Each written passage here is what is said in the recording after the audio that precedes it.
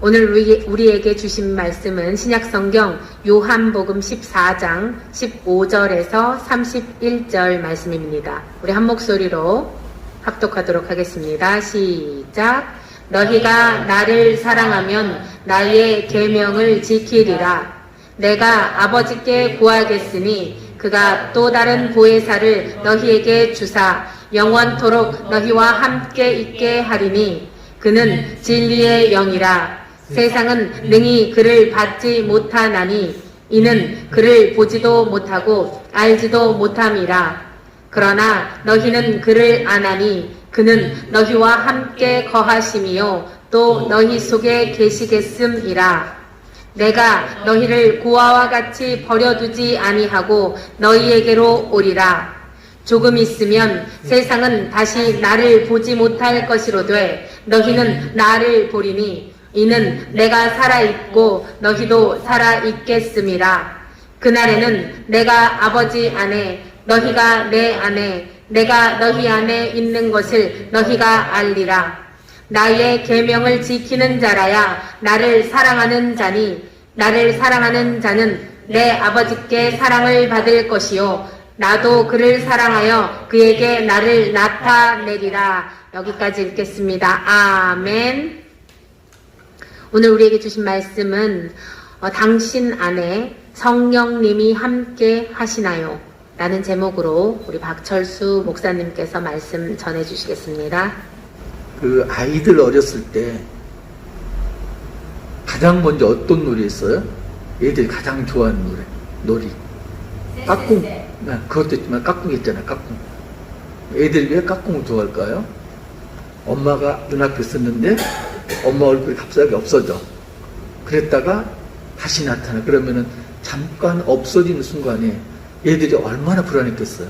그러다 엄마 얼굴이 나타나니까 자지러지게 좋아하는 거죠.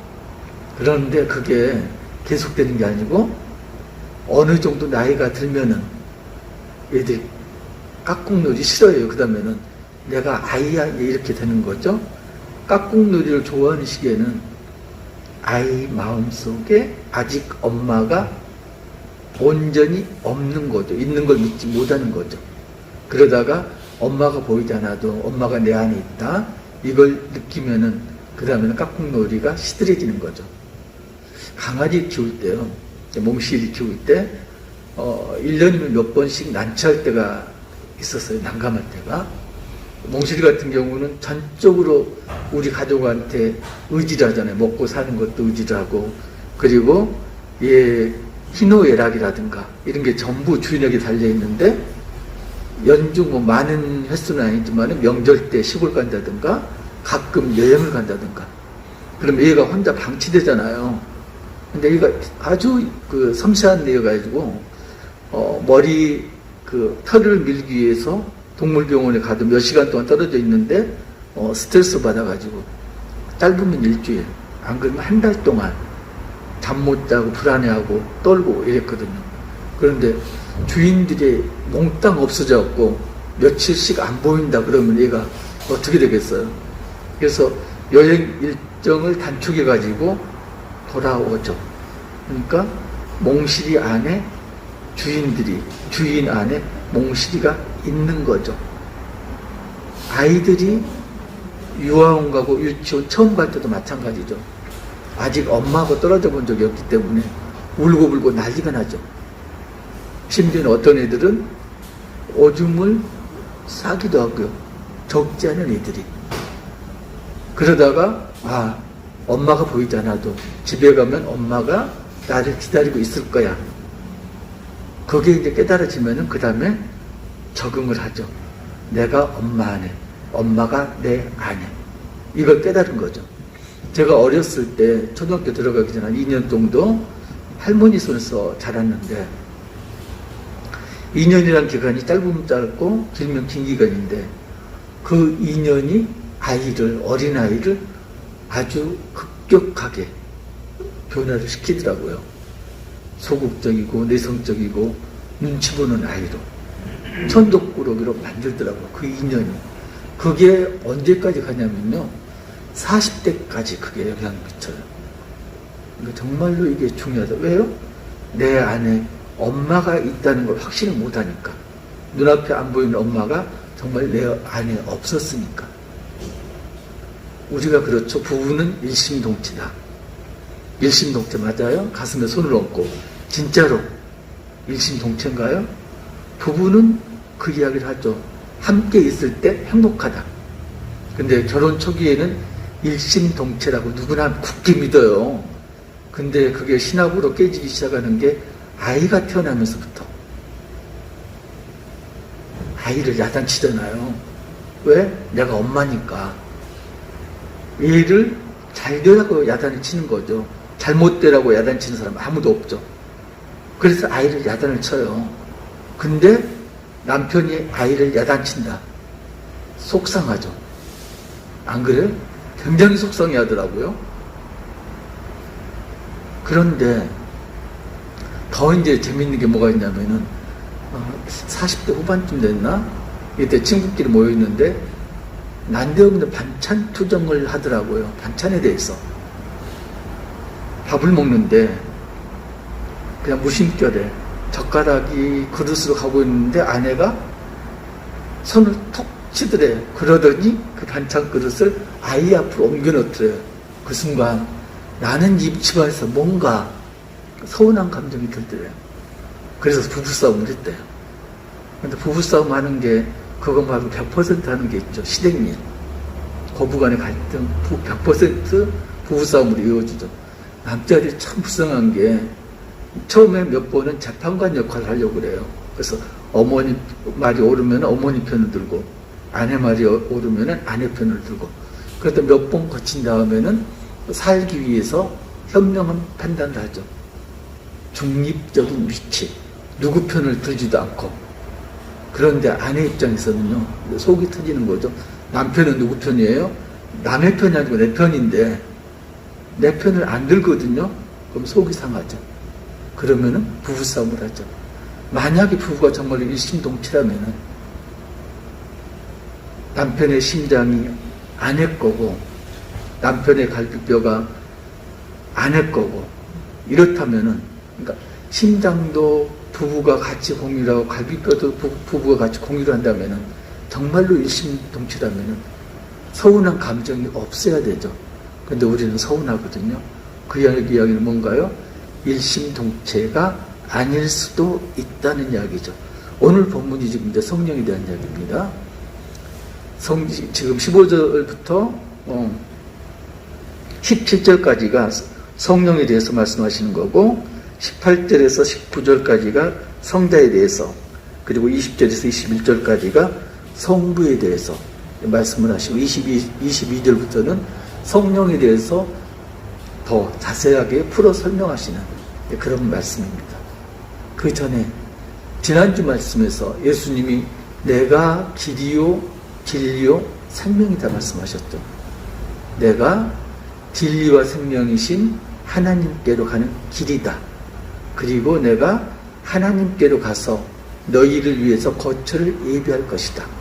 그리고 거처가 예비되면은 다시 너희에게 올 것이다. 이렇게 말씀을 하셨습니다. 그런데 제자들이 그걸 이해를 못하는 거죠. 도마가 묻습니다. 주님께서 가시는 곳도 모르는데 가시는 길을 우리가 어떻게 알아요? 빌립이 묻습니다. 하나님 얼굴 보여주세요. 분명히 예수님 말씀하셨거든요. 하나님이 내 안에 하나님이 있고 그렇다면은 너희가 나를 보았으니까 하나님도 본 것이다. 이렇게 말씀하셨거든요. 나를 봤으니까 하나님을 볼 것이다가 아니고 나를 보았으니 하나님을 보았다. 이렇게 말씀하셨거든요. 근데 그걸 이해를 못하는 거죠. 그리고 이제 예수님이 떠나가시겠다고 말하니까 제자들이 이제 근심에 쌓인 거죠.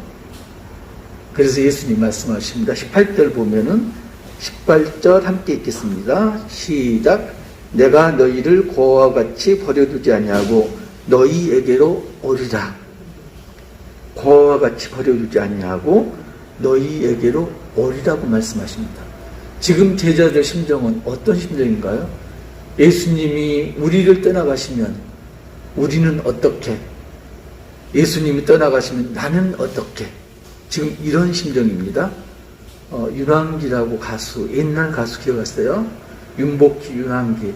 윤왕기 님이 이제 목사님이 되셨는데, 윤왕기 씨가 이제 가수 할 때 부른 노래, 나는 어떡하라고. 아세요? 적을 때까지 적어봤는데, 무슨 말을 할까요? 울고 싶은 이 마음, 눈물을 글썽이며 허공만 바라보네. 무슨 까닭인가요? 말없이 떠난 사람. 정말 좋아했는데, 그토록 사랑했는데, 나는 어떡하라고. 믿을 수가 없어요. 믿을 수가 없어요. 내 말 좀 들어봐요. 나는 어떡하라고. 이게 이제 어떡하라고 가사거든요. 계속 나는 어떡하라고. 믿을 수가 없다. 나는 어떡하라고. 아마도 제자들이 이때 심정이 나는 어떡하라고. 이 심정이었을 겁니다. 그래서 예수님 말씀하시죠. 내가 가더라도 하나님께 말해서 하나님이 또 다른 보혜사를 보낼 것이다. 또 다른 보혜사. 보혜사가 뭔가요? 중재자, 대변인, 재판관, 조언자, 협력자, 도와주는 사람. 도우미가 이제 또 다른 보혜사인데, 또 다른 보혜사가 그랬으니까 원조 보혜사가 있을 거 아니에요. 원조 보혜사가 누구죠? 처음 보혜사는 예수님. 예수님은 처음 보혜사이신데 사람의 몸을 입고 성육신하신 보혜사. 그리고 또 다른 보혜사는 사람의 몸이 아니고 영으로 오신 보혜사. 그래서 언제 보혜사가 오셨나요? 예수님이 부활하시고 승천하시고 그리고 오순절에 그 마가 다락방 직전, 그 예수님이 승천하시기 직전, 그때 뭐라고 그러셨죠? 요한복음 22장 22절 보면은 나오는 게 내 숨을 받으라. 그때 성령이 임하신 거죠. 그리고 최초의 성령의 역사가 언제 일어나나요? 최초의 성령의 역사가 오순절 때 마가의 다락방에서 일어나죠. 마가의 다락방에 120문도가 모여서 기도를 하는데 성령이 임하시죠. 그래서 그 사람들이 어떻게 됐나요? 그 사람들이 방언을 합니다. 그냥 방언이 아니고요. 각 나라 말로 방언을 하는 거죠. 지금 여기에 성령이 임하셨어요. 그래가지고 송영희 집사님은 난데없이 베트남어로 지금 방언을 해요. 정수연 집사님이 스와힐리어로 방언을 해요. 난데없이 배운 적도 없는 방언을 합니다. 그럼 사람들이 어떻게 할까? 성령을 모르는 사람들 볼 때는 미쳤다 그러죠. 그래서 그 당시에는 각 나라에서 온 사람들은 자기 나라 말을 알아들으니까 저게 무슨 일인가 놀랐지만은 대부분의 사람들은 미쳤다, 술이 취했다 이렇게 이야기를 했었죠. 그리고 그 다음 성령의 역사가 언제 일어나나요? 베드로가 설교를 할 때 성령이 임하니까 하루에 3,000명, 5,000명이 회심하고 예수를 믿죠. 스데반이 잡혀가지고 돌에 맞아 죽을 때 성령이 임하니까 스데반 얼굴 천사와 같이 빛났고 하늘 보좌에 계신 예수님을 보잖아요. 예수님이 하나님 우편에서 앉아있는가 아니라 서있는 모습을 보죠. 얼마나 예수님이 안타까웠으면 앉아있지 않고 서서 스데반이 돌에 맞아 죽는 걸 보고 계셨겠어요. 그런데 스데반이 기도를 하죠. 저들의 잘못을 모르니까 용서해 주십시오. 그렇게 기도를 하죠. 또 성령의 역사가 임했던 게 언제죠? 사울이, 기독교인들을 박해하던 사울이 다메섹 도상에서 성령이 임하죠. 그 사울이 어떻게 됐나요? 이방의 사도로 부름을 받았죠. 크게 쓰임을 받았죠. 우리가 아는 바울. 그죠? 자, 그러면은 이제 성령이 누구에게 임할까요? 성령이 우리에게 임할 때죠. 예수님이 십자가에서 돌아가셨습니다. 왜 돌아가셨나요? 하나님께 순종하고 하나님의 향하시는 일을 세상 사람들에게 보이려고 예수님이 십자가에서 못 박혀 돌아가셨죠. 그러면서 보혜사 성령을 보내겠다 이렇게 말씀을 하십니다. 그런데 세상에는 두 가지 부류의 사람이 있다. 하나는 예수님을 믿고 계명을 받아들이는 자, 하나는 계명을 받아들이지 않는 자, 이 두 부류의 사람이 있다. 계명을 받아들이는 자들은 예수님을 사랑하는 자다. 그 사람들은 성령이 그 안에 거한다. 성령이 거하면은 하나님이 그 사람을 사랑하신다. 그러면은 하나님이 그를 영접하여서 하나님 처소에서 함께 살 것이다. 그런데 반대로 계명을 지키지 않는 자는 예수님을 사랑하지 않는 자다. 그러면 하나님이 그를 사랑하지 않는다. 그러면 그는 하나님 거처에서 함께 살 수가 없다. 이렇게 말씀을 하시죠. 어제 아침에 기도를 하는데 기도 응답에 대해서 오늘 이렇게 됐을까요? 어떤 기도를 했냐면은 갑자기 엉뚱한 생각이 드는 거예요. 추수감사절 하면 우리가 1년 동안 베풀어 주신 은혜의 결실에 대해서 감사를 하고 헌물을 드리고 가장 좋은 걸로 갖다 드리고 바치고 이런 게 익숙해 있잖아요. 그런데 어제 아침에 어떤 생각이 기도 중에 불현듯 드냐면은 우리는 하나님께서 우리에게 주신 걸 감사하는데 예수님도 우리에게 감사하실까? 이런 생각이 갑자기 드는 거예요. 어떨 것 같으세요? 예수님 우리한테 감사하실까요? 그래서 눈 꼭 감고 이제 기도를 했어요. 하나님 아버지, 우리가 감사하시다면은 선물을 주세요. 우리가 추수감사를 선물을 하잖아요. 그것도 드리잖아요. 반대로 예수님이 우리가 감사하다면은 선물을 주세요. 뭘? 성령을 주세요. 우리 가족들에게 성령을 주세요.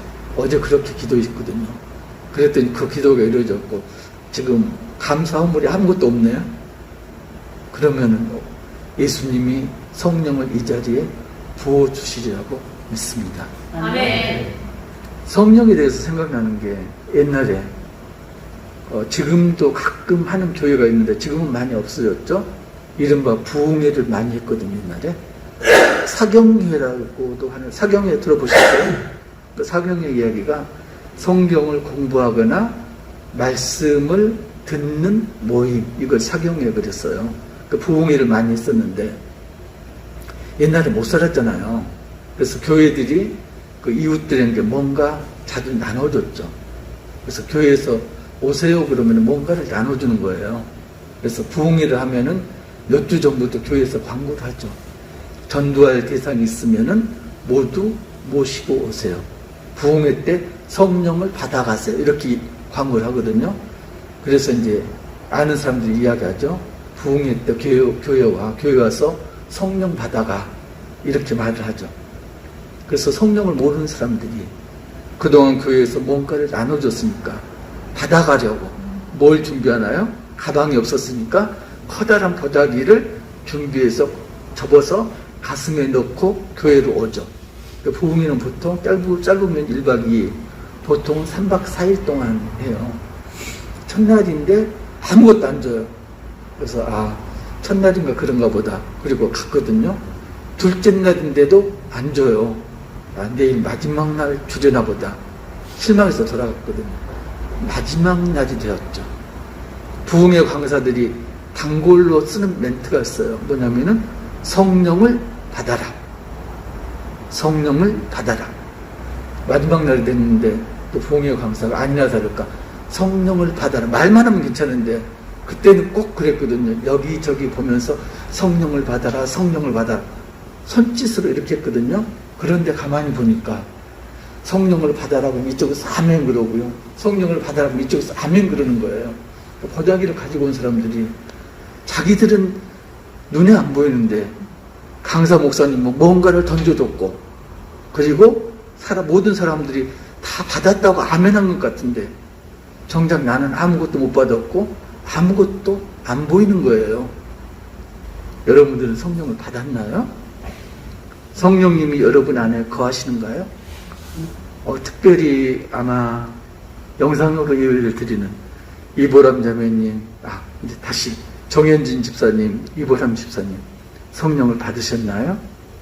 사실은 오늘 임직식을 해야 되는데, 이제 다음 주 창립일 때 임직식을 할 수밖에 없게 이제 만드셨죠. 아무튼 이제 집사님이라고 부를게요. 정현진 집사님, 이보란 집사님, 성령 받으셨나요? 성령님이 두 집사님 마음 안에 거하시나요? 예수님이 말씀하셨습니다. 하나님이 내 안에, 내가 하나님 안에. 그리하면 어떻게 된다고요? 나를 보면은 하나님을 보았다. 이렇게 말씀하셨거든요.